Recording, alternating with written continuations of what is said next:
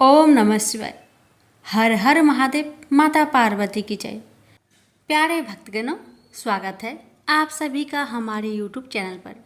आज की वीडियो में जानें जेठ मास की कृष्ण पक्ष की प्रदोष व्रत की संपूर्ण जानकारी कथा के साथ। इस बार ज्येष्ठ माह में प्रदोष व्रत 4 जून 2024 मंगलवार के दिन रखा जाएगा।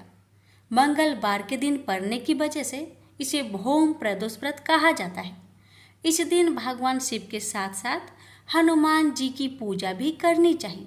इससे संकटों का नाश होता है। यही नहीं, जातक की कुंडली से भी मांगलिक दोष दूर होता है। हिंदू धर्म में प्रदोष के व्रत को सुख और समृद्धि को बढ़ाने वाला माना जाता है। इस व्रत को करने से रोग, ग्रह दोष, कष्ट, पाप आदि से मुक्ति मिलती है। ऐसे में इस दिन की जाने वाली पूजा को मुहूर्त के अनुसार ही करना चाहिए। इसी कड़ी में आइए पूजा विधि से लेकर मुहूर्त के बारे में जान लेते हैं। ये जानते हैं ज्येष्ठ भौम प्रदोष व्रत 2024 की मुहूर्त। ज्येष्ठ माह के कृष्णा पक्ष की त्रयोदशी तिथि की शुरुआत 4 जून को प्रातः 12:18 पर होगी। इस तिथि का समापन 4 जून की रात 10:01 पर होगा। ऐसे में पहला प्रदोष व्रत 4 जून को रखा जाएगा। इस दौरान पूजा के लिए 2 घंटे 1 मिनट का समय प्राप्त होगा। पूजा मुहूर्त रात 7:16 से रात 9:18 अवधि 2 घंटे 1 मिनट। आइए जानते हैं मंगल प्रदोष व्रत की पूजन विधि के बारे में। प्रदोष व्रत के प्रातः काल में उठकर स्नान आदि से निवृत्त हो ले।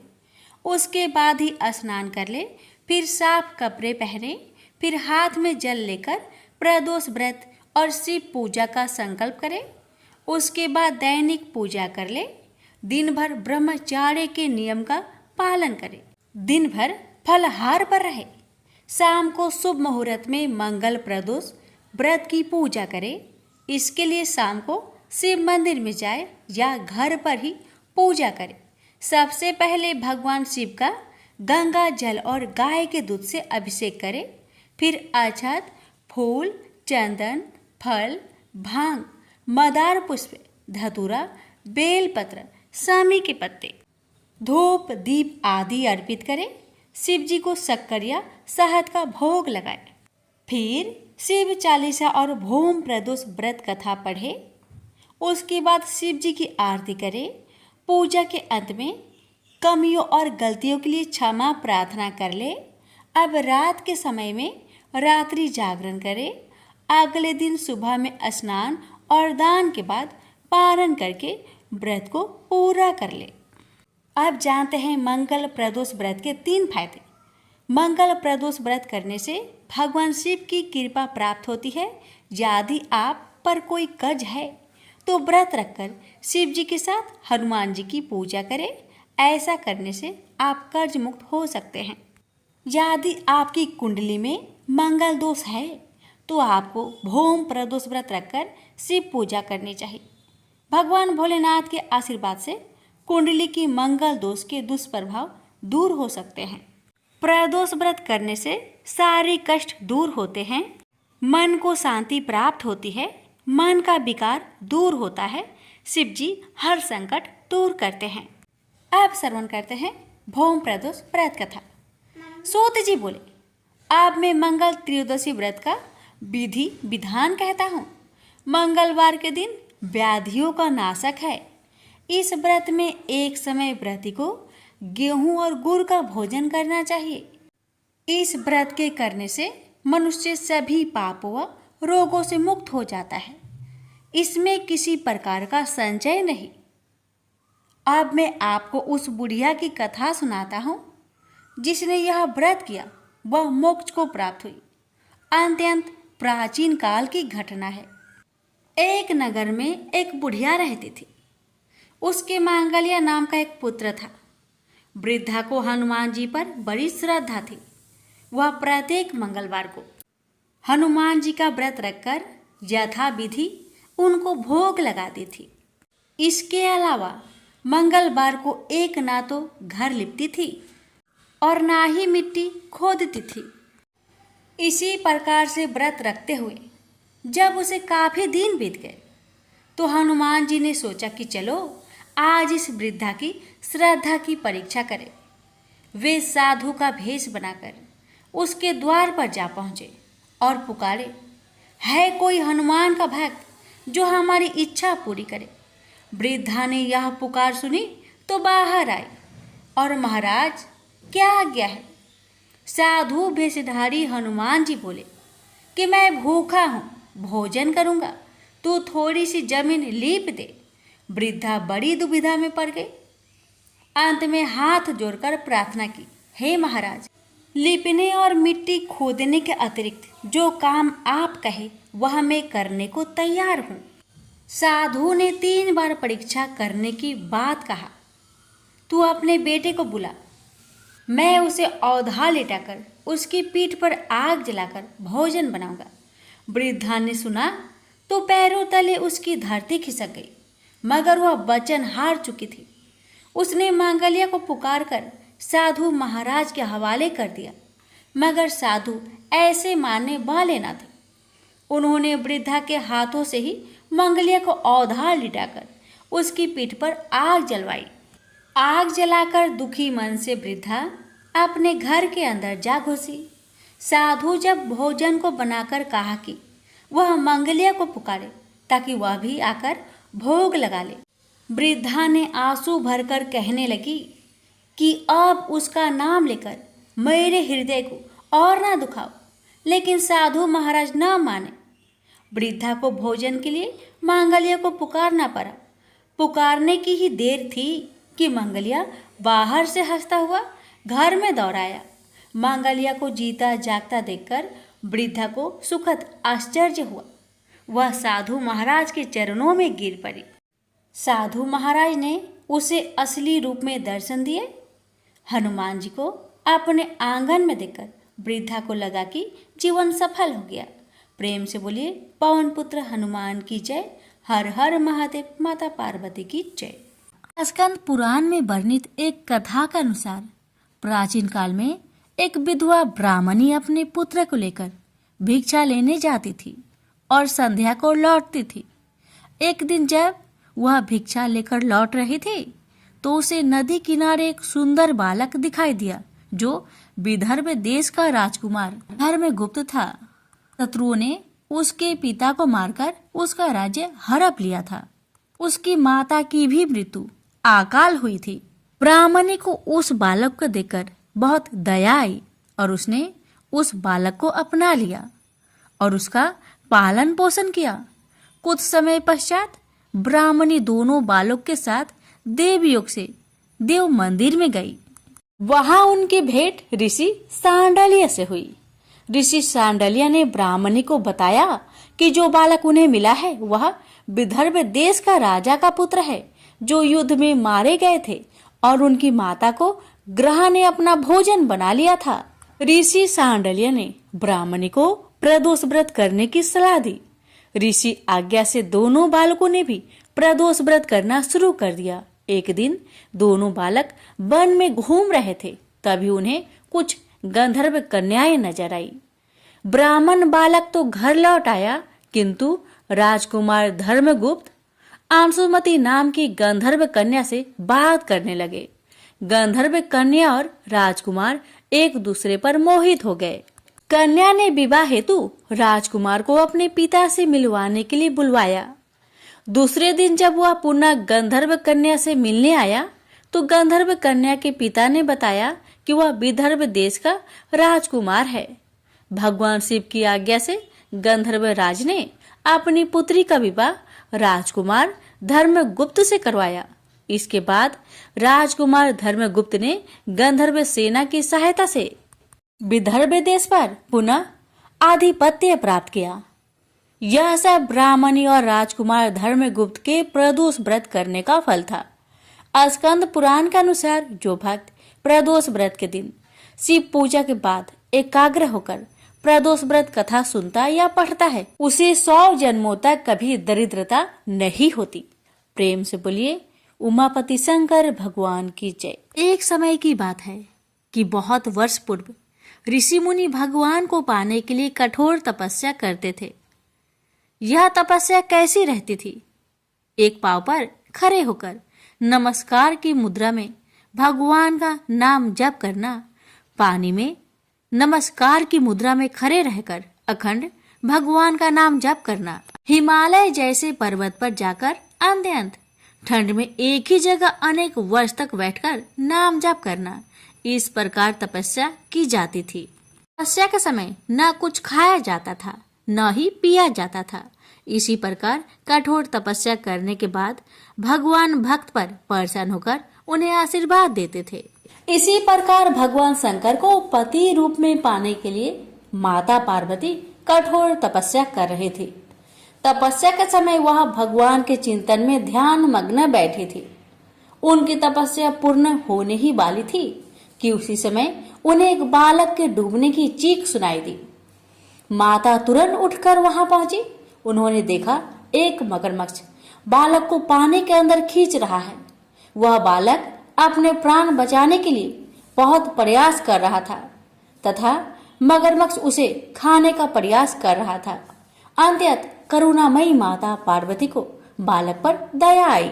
माता ने मगरमच्छ से निवेदन करते हुए कहा, बालक को छोड़ दो, इसे आहार न बनाओ। उस पर मगरमच्छ बोला, माता यह मेरा आहार है।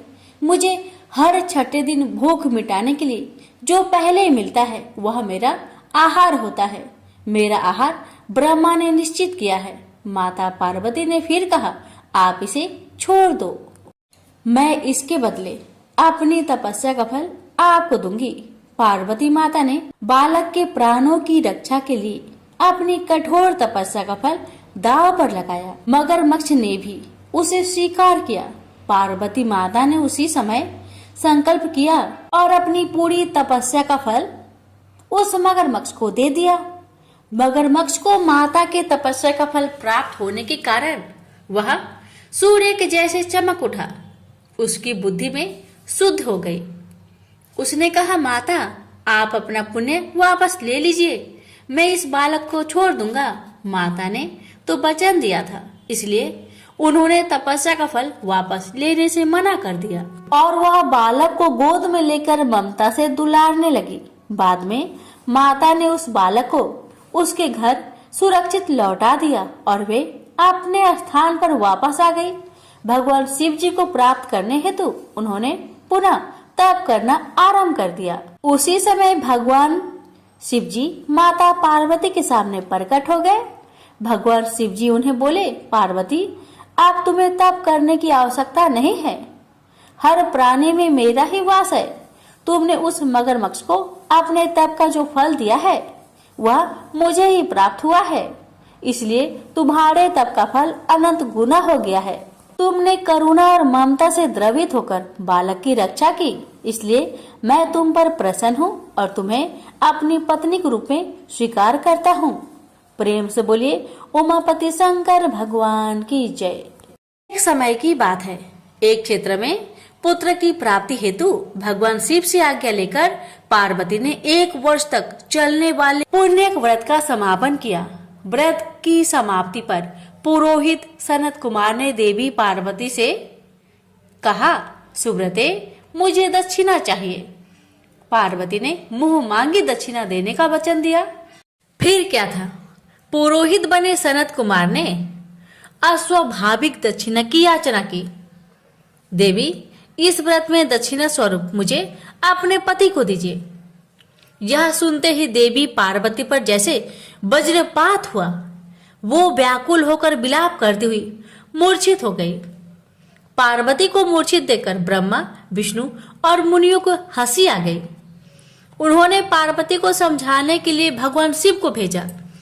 पार्वती की मूर्छा टूटने पर शिव ने उन्हें समझाया, हे देवी, देव कार्य, पितृ कार्य या नित्य नैमित्तिक जो भी कार्य दक्षिणा से रहित होता है निष्फल हो जाता है। उस कर्म से दाता कालसूत्र नामक नगर में गिरता है। इसके बाद वह दीन होकर शत्रुओं से पीड़ित होता है। ब्राह्मण को संकल्प की हुई दक्षिणा उस समय न देने से वह बढ़कर कई गुना हो जाती है। भगवान विष्णु और ब्रह्मा ने पार्वती से धर्म रक्षा के लिए अनुरोध किया। धर्म ने भी समझाया, देवताओं ने भी कहा, मुनियों ने भी दक्षिणा देने की प्रेरणा दी, फिर भी पार्वती चुप रही। तब सनत कुमार ने कहा, हे शिवे, या तो आप मुझे दक्षिणा में अपने पति को प्रदान कीजिए या अपने दीर्घकालीन कठोर तप का फल भी त्याग दीजिए। इस महान कर्म की दक्षिणा न मिलने पर मैं इस दुर्लभ कठोर व्रत का फल ही नहीं, आपके समस्त कर्मों का फल भी प्राप्त कर लूंगा। उद्गन होकर पार्वती ने कहा, पति से वंचित हो जाने वाले कर्म से क्या लाभ? दक्षिणा देने तथा धर्म और पुत्र की प्राप्ति से मेरा क्या हित होगा? पृथ्वी देवी की उपेक्षा कर वृक्ष की पूजा करने से क्या प्राप्त हो सकेगा? साध्वी स्त्रियों के लिए पति 100 पुत्र के समान होता है। ऐसी स्थिति में यदि व्रत में अपने पति को ही दक्षिणा दे दी जाए तो पुत्र से क्या लाभ? यह सत्य है कि पुत्र पति का ही अंश होता है, लेकिन उसका एकमात्र मूल तो पति ही होता है। मूल धन के नष्ट होने पर समस्त व्यापार ही विनष्ट हो जाता है। उसी समय आकाश में देवताओं और ऋषियों ने एक रत्न निर्मित रथ देखा जो पार्षदों से घिरा हुआ था। उस रथ से श्री नारायण उतरकर देवताओं के सम्मुख उपस्थित हुए। उन श्री नारायण को ब्रह्मा, विष्णु और शिव ने रत्न सिंहासन पर बैठाकर उन्हें प्रणाम किया और हाथ जोड़कर गदगद कंठ से स्तुति की। वहां का सारा वृत्तांत जानकर श्री नारायण ने कहा, शिव प्रिया पार्वती का यह व्रत लोक शिक्षा के लिए है, अपने लिए नहीं, क्योंकि ये तो स्वयं समस्त व्रतों एवं तपस्याओं का फल प्रदान करने वाली है। इनकी माया से ही चराचर जगत मोहित है। फिर उन्होंने पार्वती को संबोधित कर कहा, हे शिवे, इस समय तुम महादेव जी को दक्षिणा में देकर अपना व्रत पूर्ण कर लो, फिर समुचित मूल्य देकर अपने जीवन धन को वापस ले आना। गौओं की भांति शिव भी विष्णु के शरीर में ही है, अतः तुम ब्राह्मण और गो मूल्य प्रदान कर अपने पति को लौटा लेना। यह कहकर वे अंतर ध्यान हो गए। तब पार्वती प्रसन्न मन से अपने प्राण सर्वस्व को दक्षिणा में देने के लिए तैयार हो गई। उन्होंने हवन की पूर्ण आहुति की और अपने जीवन नाथ शिव को दक्षिणा रूप में दे दिया। इसके बाद उन्होंने पुरोहित सनत कुमार से निवेदन किया, हे वृब्बर, गौ का मूल्य मेरे पति के बराबर है। मैं आपको अत्यंत सुंदर 1 लाख गौ प्रदान करूंगी। इसके बदले में आप मेरे जीवन सर्वस्व को लौटा दीजिए। प्राणनाथ के मिल जाने पर मैं पुनः ब्राह्मणों को विपुल दक्षिणाएं प्रदान करूंगी। तब सनत कुमार ने पार्वती से कहा, हे देवी, मैं ब्राह्मण हूँ, मैं 1 लाख गौ लेकर क्या करूंगा? इस दुर्लभ रत्न के सामने 1 लाख गौ की क्या तुलना है? मैं इन्हें साथ लेकर त्रिलोक में भ्रमण करूंगा। उस समय समस्त बालक उन्हें देखकर प्रसन्नता पूर्वक ताली बजा बजाकर अट्ठास करेंगे। कहने के साथ ही सनत कुमार ने भगवान शिव को अपने पास बैठा लिया। यह सुनकर पार्वती जलहीन मछली की भांति छटपटाने लगी।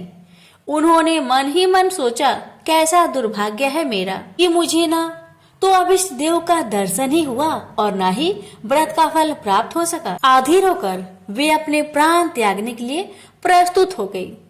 अकस्मात उसी समय आकाश में तेज समूह प्रकट हुआ। उस तेज समूह को देखकर पार्वती ने उससे अपने ऊपर दया करने को कहा और उस महान तेजो राशि के मध्य विश्व मोहन श्री कृष्ण स्वरूप का दर्शन किया। ऐसे भुवन मोहन अनूप रूप को देखकर भगवती पार्वती उसी के सदृश पुत्र की कामना करने लगी और उसी क्षण उन्हें वह वर भी प्राप्त हो गया। तदंतर वह तेज वही तिरोहत हो गया। तब देवताओं ने ब्रह्मा पुत्र सनत कुमार को समझाया। सनत कुमार ने दिगंबर शिव को उनकी प्राणेश्वरी पार्वती को लौटा दिया। तो प्रेम से बोलिए उमापति शंकर भगवान की जय।